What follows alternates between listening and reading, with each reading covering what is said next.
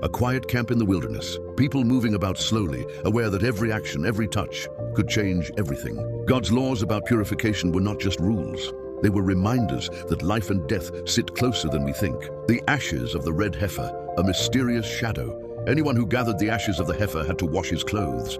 Yet even he became unclean till evening. A clean man becoming unclean by preparing something holy. Strange, maybe. But God was showing Israel, holiness is weighty and purity must be protected. If anyone touched a dead body, 7 days of uncleanness. If they refused to purify themselves, they would defile the very dwelling place of God and be cut off. Even an open vessel without a covering became unclean. Even touching a bone, a grave, someone slain in battle.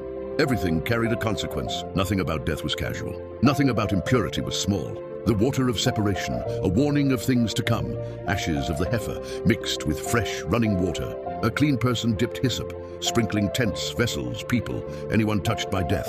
The 3rd day, the 7th day, only then was cleansing complete. And if someone refused, God said, "You have defiled my sanctuary. You will be cut off." This wasn't just ceremony. It was a spiritual alarm bell, ringing louder and louder, almost as if God was preparing his people for something painful, something that would strike close to the heart of Israel. Because sometimes, before a great loss, God teaches us what purity, mourning, and holiness really mean. And then the story turns. A shocking moment in the desert. As the laws came to an end, the people journeyed on. The entire congregation, tired, weathered by years of wandering, entered the desert of Zin in the 1st month. They settled again in Kadesh, a place full of memories, a place where decisions and consequences once shook the nation. But this time, Kadesh would witness something deeply heartbreaking.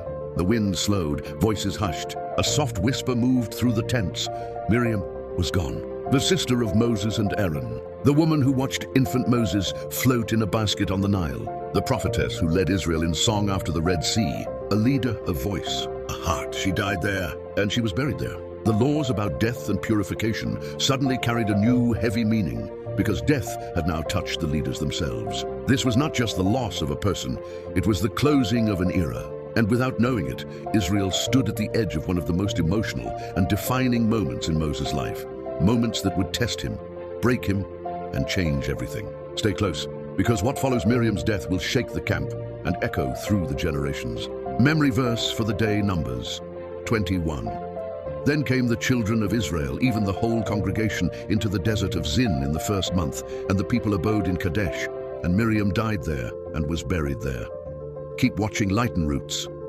If this journey moved your heart, if you love learning the Bible in deep, please like, share, and subscribe so more little hearts